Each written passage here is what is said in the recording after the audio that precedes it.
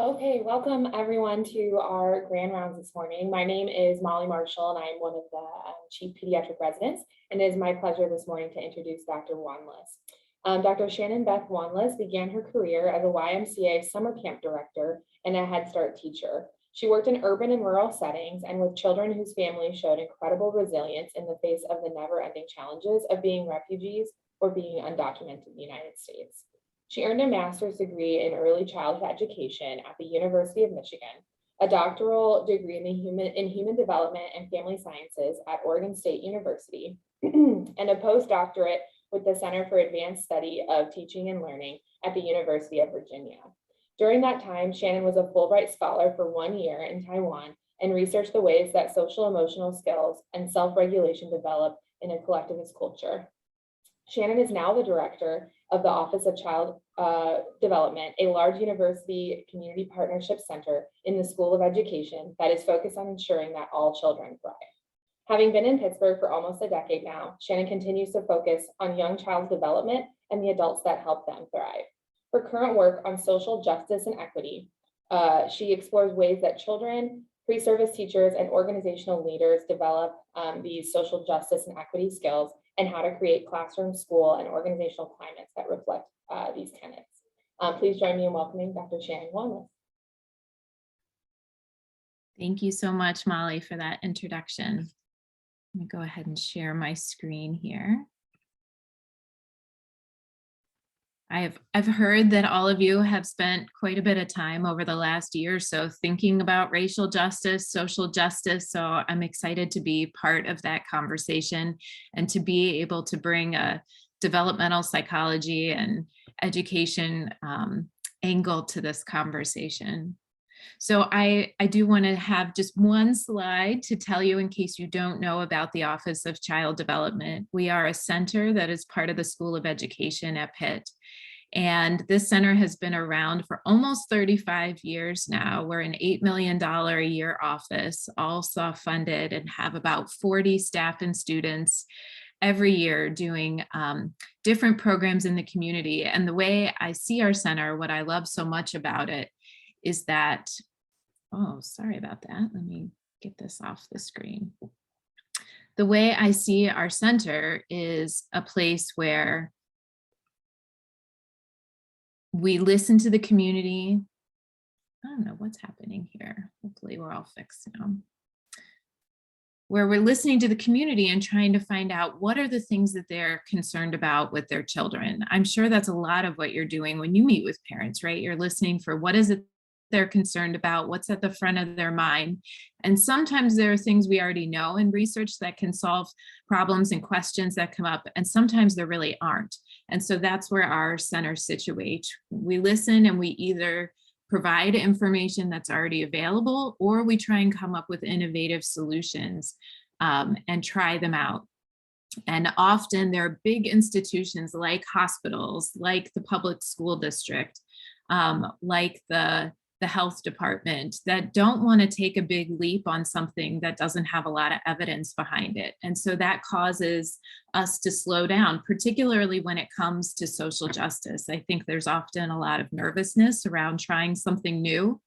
The PRIDE program is an example of that. You can see that as one of our programs listed here. PRIDE stands for Positive Racial Identity Development in Early Education in this instance. And that is a program all about how to help young children develop their racial identity, develop a positive sense of their racial identity. And schools and the health department at first were saying, nope, not interested, because we were just at the idea stage and we didn't have a lot of evidence. And at this point, now we're about 5 years into that program. Everyone is calling for it. It's now in the local family support centers. It's in the Pittsburgh study, which maybe you're familiar with, led by Liz Miller and Felicia Savage-Freeman. So these ideas kind of incubate with us and then spread outward. And right now, most of those are focused on social justice in some way or another related to young children. So thanks for the side note here, letting me introduce our center so you can get to know us a little bit better. So today we're talking about racial justice, and I find when we're talking about anything related to race, Often terms are just sort of thrown around and we don't pause and think about what does that actually mean. So when I talk about racial justice, I draw on this definition by a social justice activist, Adrienne Marie Brown, who I respect a lot. She says that racial justice means practices that go all the way to the root of the problem and generate solutions and healing there, such that the conditions that create injustice are transformed. I keep this definition really close to me because I tell you, it is very easy to think about ways that we could work on ourselves, work on our own implicit bias, work on our cultural competence. And it feels like we're doing a lot of work in that space, and it's really important to do that work. But when we are actually trying to make a difference in the world, we've got to move past that internal work and into the root of the injustices we see. So at our office, in the Office of Child Development, in almost all of our staff meetings, I really hear us pausing and asking ourselves, what is the actual root of this injustice? So maybe in a moment you see an interaction that might be harmful or racist or problematic. Yes, you want to address that one issue, but what is the condition that's creating a space where that can occur and often be unchecked?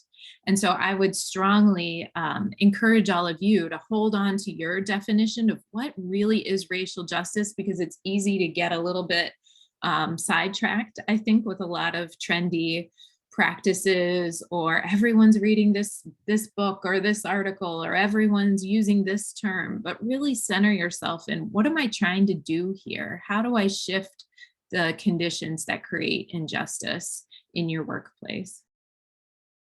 So I had the pleasure, thank you so much for letting me know this was happening, of attending the Grand Rounds talk 2 weeks ago. Maybe many of you were there, I'm not sure. Because I'm an educator, I know it's important in learning to come back to ideas. So these are the ideas that I took away from Dr. Goyle's presentation about race in childhood. And I just wanted to bring them to the front of our minds. So race is a social construct. If that's something that you didn't attend or talk, or you haven't heard before, I would definitely dig into that idea a little bit more, because it's a really important one. It is not biologically based. She talked about health disparities being the difference in incidence of health issues, but healthcare disparities being the quality of care differential. And that's something that she dug into much more deeply, and really had in bright red letters, if you were there, maybe you remember this statement, that racial and ethnic disparities in children's health and health care are extensive, pervasive, and persistent.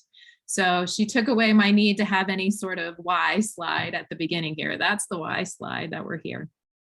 Those healthcare disparities come from the system, come from factors about the patient, but also come from provider factors. And that's where my work tends to focus in education, is how do we look at the provider, which is teachers for us, and what it is that they bring to the interaction, and how that then influences the way that they're building relationships and the way that they're engaging with their clients or students. So this is often the place that we start this interaction. Although we're trying to change systems, we're also thinking about, as an adult, you bring so much to an interaction. As the person, whether it's the child or the parent you're working with, brings something to the interaction. And then there's the space in between. What is that? What is that relationship? What is that exchange looking like? And I color coded these in orange here in different shades to show how much control you have.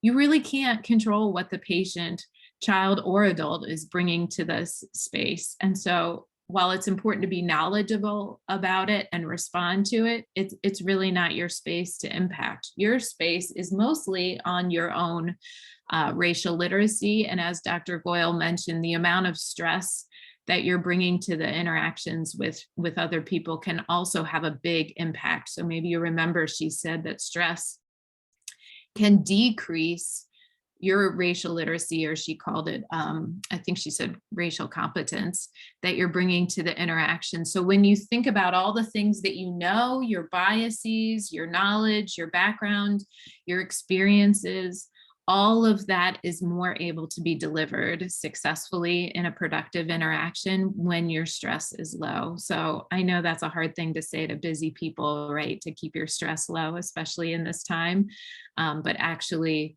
being able to figure out how to get enough sleep and have self-care can help you enact the skills that you work so hard to build. So this is a busy slide, but we're going to come back to it in a few different ways across this talk. So I'll just foreshadow it here. So a study that we did in the School of Education recently was we shared a picture book that was about race with pre-service teachers, folks who are going to school to become teachers. And we asked them to read this picture book about race and then talk on camera about how they would use it with young children in the future in their work. And that was the only prompt. They could go on and on, whatever they thought about how they might use this with children. And then our folks at the Pride team and others from our evaluation and research team in our office spent an extensive amount of time coding and recoding all of these tapes, looking for these videotapes, looking for what are the aspects of what these folks are saying that stand out as really strong racial literacy. These are things we're thinking, this is fantastic. This will help children develop a strong sense of racial identity and anti-racism stance. Or what are the things on the flip side that we're hearing that are really standing out as this is not great. we need to do something about this.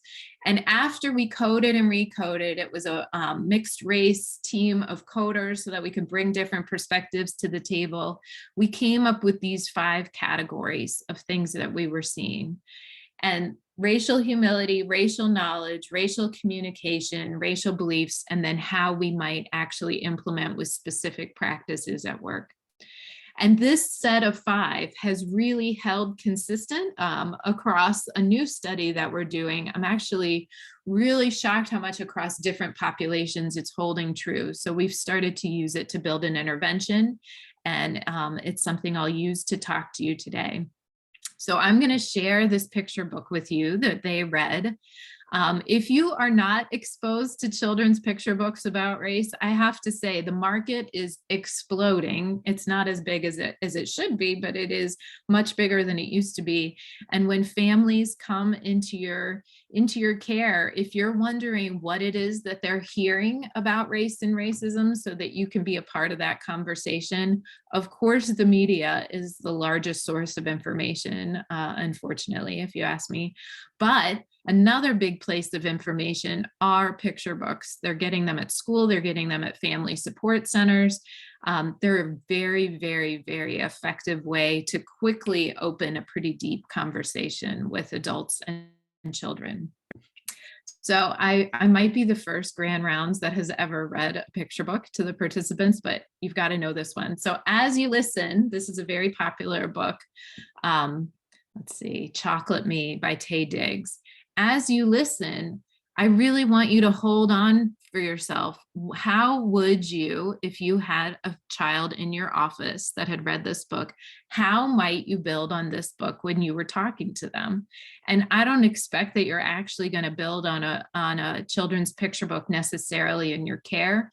But what we found in this research study is that thinking through out loud how this book could spur a conversation is a great way to identify where your racial literacy strengths and areas for improvement are. So that's what we're going to do when we debrief the book. We're going to hear a little bit more about what thinking came up for you.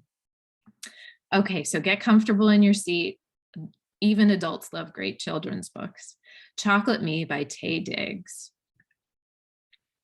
Sitting on my stoop, when I was 5, not like Timmy or Johnny or even Mark, though I wanted a name like theirs. Chocolate Me. When we'd play, they'd say, look where your skin begins. It's brown like dirt. Does it hurt to wash off? Chocolate Me. They often stared at my hair. Why do you look so scared? It's so poofy and big like a wig. Not straight. Don't you hate to comb it? Chocolate Me. As they pointed at my nose, I froze. It's so big and wide, I tried to hide. Chocolate me. I squirmed and wiggled as they giggled at my teeth so wide. You can be our flashlight at night, just smile and we'll be all right. Chocolate me. When I came in from outside, I cried. Why? I asked my moms, why can't I be more like Timmy or Johnny or Mark with straight hair and a different nose? I suppose my teeth wouldn't seem so bright if my skin were a bit more light, right? Chocolate me. And then my mom said, wait 1 minute, my sweet, can't you see? You have skin like velvet fudge frosting mixed in a bowl. You can lick the spoon. Cotton candy hair, soft to the touch of my fingertips or braided like rows of corn with a twist. And your smile, she says, makes me so happy I could cry. No amount of money could buy how it makes me feel. For real, it's perfect. Look, she says, look in the mirror and love what you see. Chocolate me. I started to think about my face, my skin, my nose, my fro. And what do you know? Along came Timmy and Johnny and Mark, who suddenly didn't seem so smart. And I started to smile and smile and smile. It felt so good I could taste it. Why? Because I am chocolate. Chocolate is sweet, chocolate is smooth, chocolate is beautiful and delicious. Chocolate is me. The end. Okay, that was a quick one. We went through it quickly. If you were reading it with children, of course, you would slow down and talk more about the book along the way.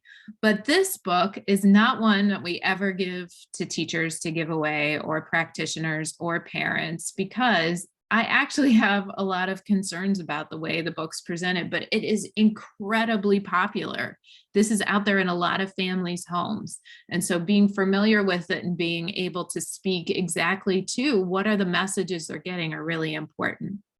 So you might remember, before you read the book, racial humility, being able to see from and acknowledge African-American perspectives, racial knowledge, having history, contemporary and developmental knowledge about race, communication, being able to listen to and speak with others about race with authenticity and clarity, racial beliefs, having a color brave and anti-racist lens, and then finally, racial practices at work.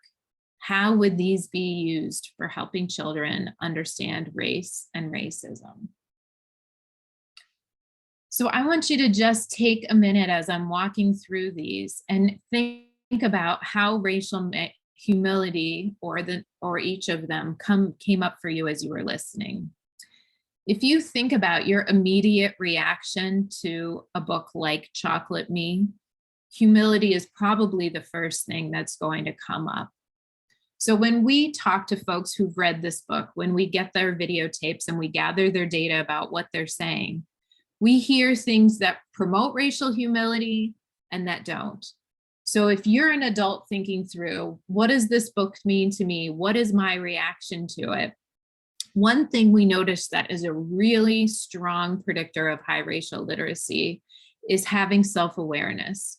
So an example on the left here is when a participant was saying, well, when I read this book, I say a nose isn't something that I link to race. I don't know why, she was saying, I don't know why that is something that's coming up in this book as being racialized, but maybe that's because I'm never in this situation. So what we hear in that statement is really strong self-awareness, maybe low knowledge, right? Not being aware of what's taken as racialized in our society, but high self-awareness. I'm recognizing that I have a different perspective here. So maybe that's something that I don't see from my point of view. Statements like that to families in your clinical practice really communicate strongly that I have an opinion. I may be a medical expert in this space, but I can't see from all perspectives. And so whether it's something that you're saying to me or that I've heard elsewhere, I'm going to pause for a second and say, I can only see this from my point of view. I'm welcoming in your point of view. I'd really like to hear what it is that you see as well. This level of humility communicates, I am open to this interaction. I'm open to you speaking up and bringing your perspective and being an equal partner in this conversation about the child. Another common factor of racial humility is centering whiteness. Oh, this is so pervasive in our society, and this is not a good thing to be doing to show humility. So centering whiteness is figuring out how to constantly bring the conversation back to the point of view of the white child in the book. And so no matter how much this book is centered on the experience of the Black child and racial bullying, it's actually extremely common when people are talking about it to go back to, this is how I think the white children were feeling. So this tendency to go back constantly to a white point of view is extremely common. I mean, almost all of the videotapes that we went through showed this. And so even depending on, not depending on the race of the speaker, right, is really socialized in our society to come back to whiteness. What does a white perspective say about this? Racial knowledge. This is something that our graduate programs are now focused on so much more than they ever were before, but most folks are not getting anywhere near the depth of understanding about race in terms of their profession, in terms of child development, and really in terms of general history and contemporary knowledge. So in the next slide, I'm going to give you some more information about child development in terms of race. And when you can communicate that you have some understanding about that, not only is it improving your ability to make the family and the child feel like you're actually paying attention to something that's really important in their development, but it also will change the way that you see things that they're sharing with you based on the developmental stage of the child. Why don't I go to that right now? So there is actually an amazing amount of research out there about children's understanding about race, and it's not particularly new. There are newer studies, but this whole field started quite a long time ago. Mamie Clark, and if you've heard of the Clark doll studies, was really the beginning of this. And despite how much research evidence is out there, it just has not gotten into the public conversation until recently. I can't even tell you how many people will say and clearly believe that children do not see race. And it's just, there's no accuracy in that statement at all. So even from birth, you do see that babies are looking equally at faces of all races. But even at 3 months, you start to see that they're noticing that they look more at faces that match the race of their caregivers. So if they don't obviously at that age have an understanding of their own race, but they have an understanding of what shade of skin their caregiver is and whether people are matching that or not. And so looking longer is indicating that this is something that they're noticing and being curious about. It's holding their attention. So that doesn't necessarily mean an understanding of race as a social construction for sure, but it is an awareness that there is a difference here. We don't see babies looking longer at people with a different hair color or a different eye color, but skin tone is really standing out. As young as 2 years old, this is one I feel like no one ever knows when I share this one. As young as 2 years old, children use race to reason about people's behaviors. So if you could tell them a story about people did this or people did this, why do you think that was? They will often say, well, it is because of the race of the child. Now I have to say, if you are a random adult in a child's life asking that question, it's not going to just come up. Children know that adults are not interested or comfortable talking about race. And so often race talk is really quiet at the surface level, and it takes a researcher, a trusted adult, someone pulling aside and saying, tell me a little more about that, and really trying to pull it out. In fact, studies that have been done, in-depth observational ethnographies in classrooms, have shown that after someone is embedded in the classroom for at least 6 months, all of a sudden the children start opening up with many more statements about race. So really, it is not something that just happens in casual conversation. The orange box I want to call your attention to, because there is a real developmental shift between 2.5 and 3 years old. So as you can see here, they say by 30 months old, this was a study in 1997, children use race to choose their playmates. But even more so, it's starting to be more evident that 2.5 is where we see a shift in their preference for whiteness. So no matter what the race of the child is, at 2.5 years old, they are consistently choosing to play with a child that matches their race. So you can show them a picture of lots of different children of different races and say, which one do you want to play with? And they are choosing the one that matches themselves at 2.5 years old. But by 3, this shift really comes in all of a sudden, where you see them more likely choosing the picture of the white child to play with. So this societal preference for whiteness is really coming through in even 2.5 to 3 years old, in feeling like it would be better to play with the white child. There's something beneficial, something preferential about whiteness that's going to draw me to that child, no matter what my own race is. Around 4 or 5 years old, prejudice tends to peak. And then at 5 years old, we see this difference for Black and Latinx children and white children. So at 5 years old, Black and Latinx children show no preference toward their own racial group at all. It has really completely gone at that point.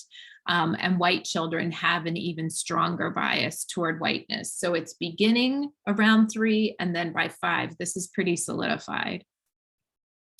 In kindergarten, we can hear the racial attitudes of adults in the culture coming out in children's statements in the classroom. And then at 5 to 7 years old is where we see interventions really having a strong impact on decreasing bias. So there's reason to believe that if we start early, that some of this work can be done so that by the time they're adolescents, which is when most racial interventions with young children happen, they already have a strong foundation for being able to see the racism that society is just so pervasive all around them. Beverly Tatum talks about it as smog. We're just breathing it in and out. They're breathing it in and out too. So to think we can get rid of it with all of these things that we're seeing all along the way is probably not likely. But the fact that we can open up conversations and have an impact on it by 5 to 7 years old is really promising, in my opinion. So this developmental progression is important to know, and it really helps you situate that racial knowledge piece of racial literacy that we were just talking about. How is it that you can build up your understanding, your foundation of racial knowledge, so when you're having an interaction with a child or with a family, there's a sense that you're not just coming at it with basic child development skills, but really ones that are specific to the racial issues that are coming up in questions. Racial communication, boy, this one was the strongest one that we could see in the videos, because it was so clear that different ways of speaking, I'll say, let me give an example. So diluting racial messages. You can hear folks use more general language, get very, very uncomfortable speaking about race, because all of a sudden they can take an idea that they were so specific about a minute ago and then make the message and the vocabulary as vague as possible. So here's an example. I think it's good for other kids to hear why people are certain ways. I mean, once you start looking for this, you'll notice it in people you talk to all the time. Are certain ways? What does that mean? So a person who was speaking in, a participant in our videos who could be very articulate and clear in their vocabulary about children, all of a sudden says a phrase like certain ways. what they're trying to say is articulate racial differences that they're noticing. But instead they're saying something that's so general that it says, I'm not comfortable in this space. I'm really not able to have this conversation with you in a way that is fluent. Direct mention of race. So I have to tell you also that it is shocking how many students in my classes aren't even aware that they start whispering when they say Black, African American racism. And even when I call it out and say, do you notice this is happening? That often we are saying a full sentence in regular volume and all of a sudden one of these words comes up and we whisper. And even when we bring it up, it doesn't immediately go away. It takes a lot of paying attention to shift that, because that is such a common cultural standard, particularly in white families, to not speak directly around race. So being able to notice, are you speaking at the same volume, fluently using specific words? And then finally, rhetorical incoherence. This is a real phrase that came out of a previous study that was done. And you can really hear it too with this sort of mumbling or going into a rabbit hole as we would be coding the videotapes to think, what is that person saying? It's like when race becomes the central piece of the conversation, it is so unpracticed that it often becomes just completely incoherent and there's no way to even tell exactly what they're saying. I'll just reiterate, these are things people are not aware they're doing. You really have to either start watching yourself with videotapes or a partner, or ask yourself when you're writing and journaling, how do I practice being a lot more specific, using clear vocabulary, and being able to speak directly about what I know about race and racism. Okay, racial beliefs. There are clearly extensive studies that have been done about color blindness in early childhood. Actually, math professionals, math teachers, and early childhood are the ones where you see the most color blindness, more so than others. People have speculated why that is, but in early childhood, I think it is because there's this feeling that children don't see race, so it never comes up. But actually, we just showed earlier, of course, that they do. And when you look at this belief of color blindness, it surfaces in conversation all the time as we're all the same, or we're all the same, we're all friends. I'm sure they didn't mean what they said, because we're all able to see this the same way. It's really just this complete negation of people have different experiences of the world depending on their skin color. And the other racial belief I wanted to bring up that is currently the biggest challenge that I'm facing with pre-service teachers in the School of Ed is deficit thinking. There are so strong societal messages from media about the way that Black families are raising their children in a way that doesn't match what white professionals think is right. I every week grade pre-service teacher journals where I just mark deficit thinking over and over and over and over again.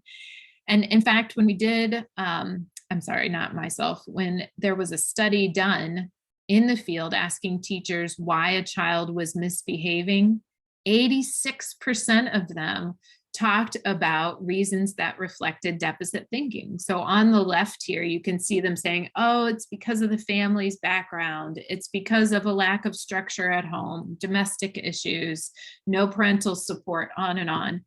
This is just the default for 86% of people who are specifically trained to think differently are still falling into this deficit way of viewing families.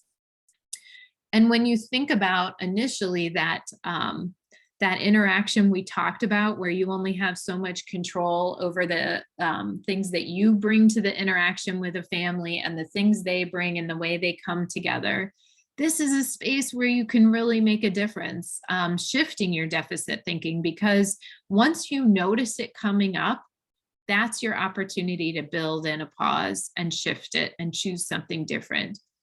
And what I get caught up often with pre-service teachers is them saying reasons they think that these things about families are true. They go on and on. Well, someone said something. I heard the child mention this about their family. I got a phone call.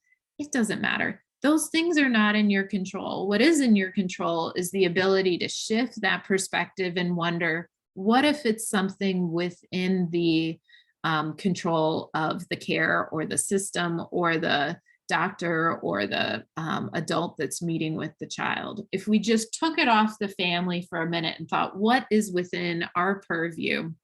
We shift deficit thinking to one in which we could actually do something that made a difference. And so only 14% of educators were thinking in this way. They thought, well, I wonder if there are inconsistent expectations for behavior. I wonder if the student is bored because what's being provided is not engaging. I wonder if there's some assistance that's needed to be able to complete a task that's having.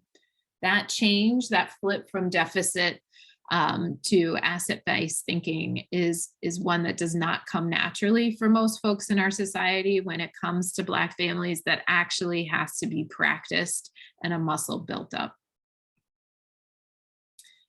Okay, so we talked about all of the aspects of racial literacy that I feel like I've heard a lot about from what they would look like in terms of pre-service teachers and educators.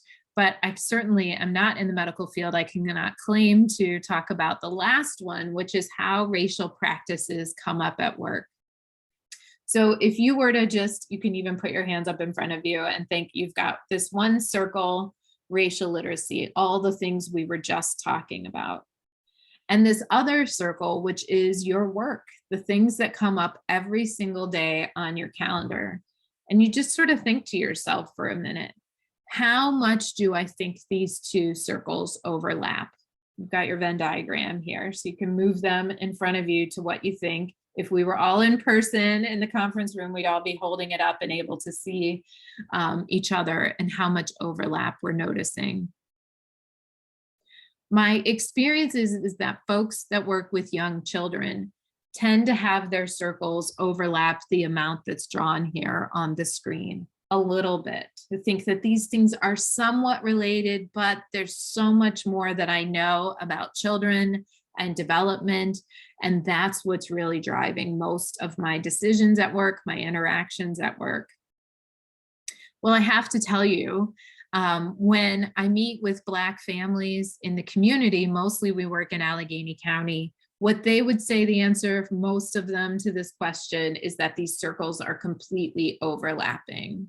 Not all of them, but most of them, that every single interaction they have with a provider, whether it's medical, education, who they're meeting with at a family support center, who their social worker is, that these two things are completely overlapping because the racial literacy of that person is the lens through which that entire interaction is being experienced.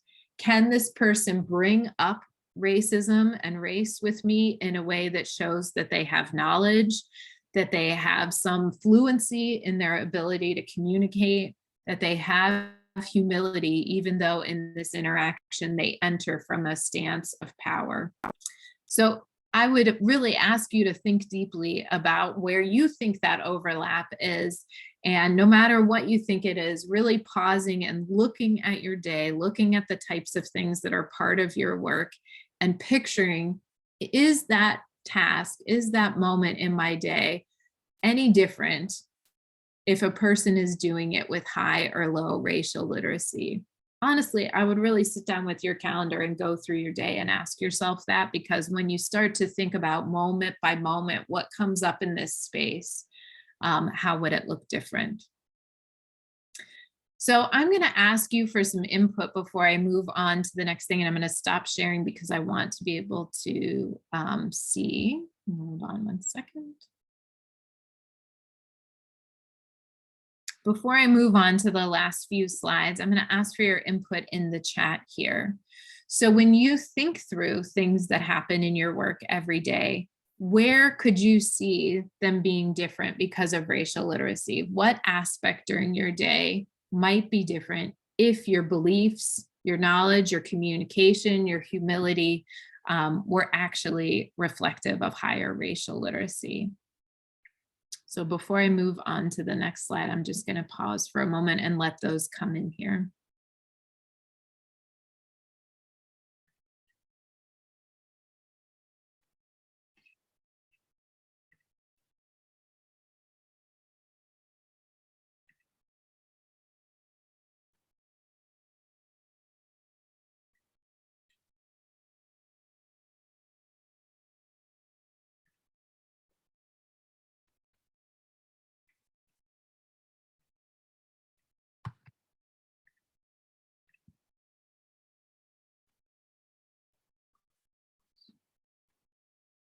Mm-hmm.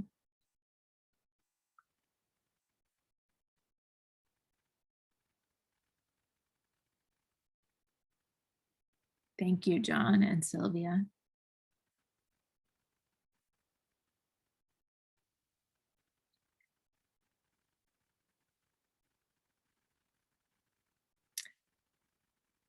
Social history, feel free to keep adding if you're still typing, but I will just say social history is one that I've heard. There are a group of early interventionists that I work with that actually said they don't specifically ask about the race of the family because they're so uncomfortable asking it.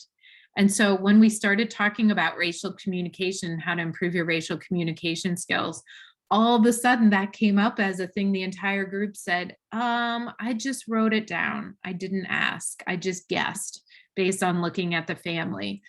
And everybody was so surprised to hear each other say that because I think they were all assuming everybody else was asking. It seems like such a basic standard demographic question on a federal form you have to fill out for early intervention services. And yet it was creating so much discomfort. This was a more rural area right outside of Pittsburgh. It was creating so much discomfort that it wasn't even being asked, it was being assumed. And I can't even begin to imagine how off some of their data was because of that. So I'm going to put a link in the chat here to share with you as you continue any that you'd like to add. If you are thinking about a group that you're in, maybe you work with residents, maybe you work with another group of folks in your profession that meet with regularly, maybe you have some sort of professional learning community, and you're asking yourself, how do I improve racial literacy? There is a link here to something called My Racial Journey that we actually had an internal grant from Pitt to develop. And now I can't believe it's being used in 500 different organizations. We just put this together and made it freely available online. And folks are really eating it up because it really is a set of 10, 20-minute activities that could be inserted into any meeting sessions that you're having, whether they are grand rounds, whether they are a team meeting, whether they are a debriefing with students, because so much of racial literacy is just building a muscle. I really can't describe it better, of just practicing over and over and over again in front of other people. Practicing by yourself doesn't really get you anywhere because you can't hold yourself accountable the way other people can. So this set of 10, 20-minute activities, you just log in and they are conversation starters that specifically link to each sort of asset or deficit that we saw in the participants when we were doing our research study with them on their racial literacy. So we heard things come up and then we immediately went to what's an activity that's research-based in its approach that could actually increase that. And we've just applied for a next grant to actually test if it is changing people's racial literacy in terms of the picture book video activity that we tried. I see asking and counseling about safe interactions with police for teenage patients. Oh, it's so uncomfortable to talk about that. I really hope that you all are familiar with the Pittsburgh study. Liz Miller and Felicia Savage Freeman are actually working with adolescents and police to open up conversations about racial violence if you're looking for anyone who can speak extremely fluently about what that looks like in adolescence and how to make a very vulnerable space where they can speak respectfully and honestly to each other about all the racial violence that's happening, it's quite remarkable work, actually. I'm really so in awe of all that they're doing, boots on the ground in this county. Okay, I am going to share two more slides. Let's see. One, my racial journey, which I just shared in the chat. But then a last one here. I would strongly encourage you to go to these 3 different sources and to spread them among your staff if you're thinking, where can you get more information? So the first is written by Dr. Aisha White, who runs the Pride program I mentioned in my office, and myself, where we actually walk through positive racial identity. So that is one piece of thinking about race in young children. It's not about racism, it's about building a positive sense of self. And we wrote this article to think about not only how does development occur, but what is it that adults can do to impact it. And then the best article I know by far for handing to parents is one by Erin Winkler called Children Are Not Colorblind. Don't you love when they just spit it out in the title right there? That is the gist of this article, Children Are Not Colorblind.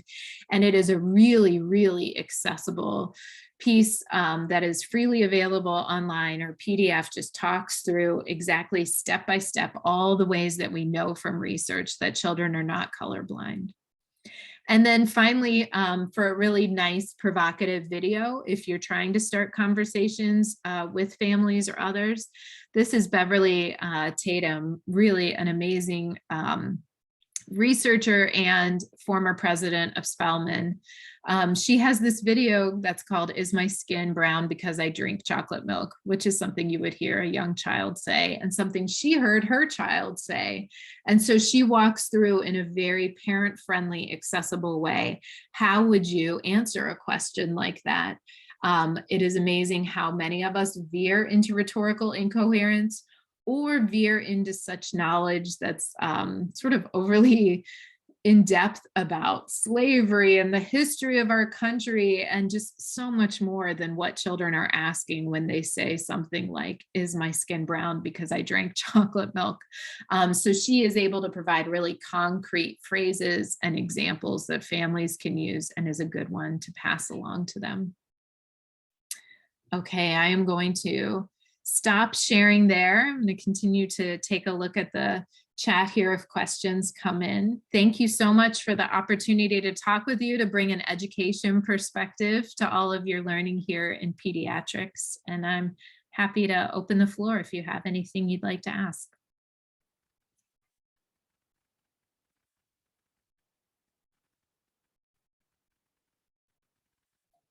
All right, thank you, Dr. Wanless. I'll ask the first question in the chat here, and then we can hop over to the Q&A just so I don't miss it. But how do you address racial injustice due to different beliefs, noting that people may say it's always about color, or it's not always about color or race, rather? Can you say a little bit more about what a belief that's not about race? So do you mean religion or something else?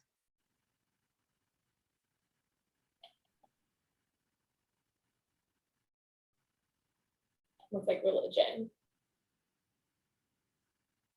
Really, all of these injustices, I think, stem from a very similar place of having these default ideas that are largely driven by what we hear in society, hear in media, and you can see from that developmental progression how early they come in, and being able to know that they're there, why they're there, and build in a pause where you can see it, but then not act on it. I know your speaker 2 weeks ago, Dr. Goyle, talked about taking the implicit bias test online, which is a good one to take. There's actually very little research on being able to reduce your bias. What you can, though, is reduce the way your bias surfaces into language and action. And so really great work has come out of mindfulness studies. I have to say it's a new area for me, but I'm so compelled by really rigorous studies looking at how mindfulness builds in that pause. Just even very short, regular mindfulness practices help people in this space of the bias happens in my mind. I see the bias, and then I jump in and decide to let go of it and do something different. And it's that pause that really shifts the belief system. It's very hard to change people's beliefs, but it is doable to change the way they see their belief and decide whether or not it's going to impact the way that they act or speak to others. Oh my gosh, Liz is here. Okay, you should turn to Liz later for your next talk to hear about violence and police and adolescents. Wonderful. And then a question from Dr. Bubos in the Q&A. I'd be curious to know what research says about how multiracial kids think and fare because of my own children. I've explained where mom and dad's families come from. They get it in a geographical sense, but I wonder that they've never commented on skin, eye shape, accent, or hair. I think I was reading John's question. Sorry. Oh, sorry. Okay, I'm sorry. Can you repeat the end of that one? Yeah, she said she'd explained to her children where mom and dad's families come from and that they get it in a geographical sense, but wondering that they have never made comments on skin, eye shape, accent, or hair.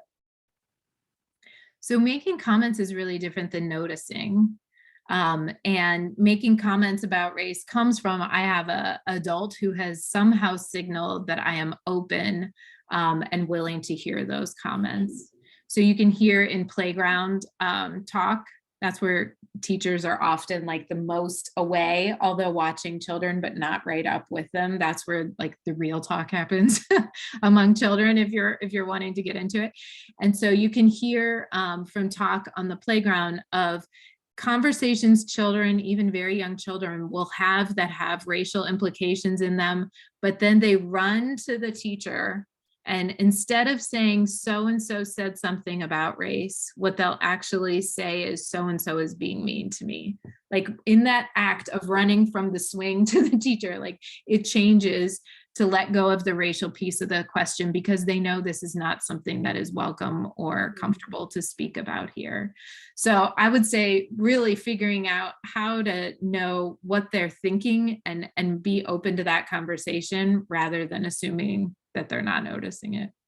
Yeah, thank you. And then we can finish up Dr. Williams' question just because I know you're starting to read it. So I can read it aloud for everyone listening. Fantastic talk and great to hear about another group at Pitt that is focusing on children. What about medical racial literacy? There are some diseases that either due to genetics, for example, sickle cell, or environment, such as asthma, are more prevalent in Black children. Thinking about the deficit impression kids might get and why they have the disease.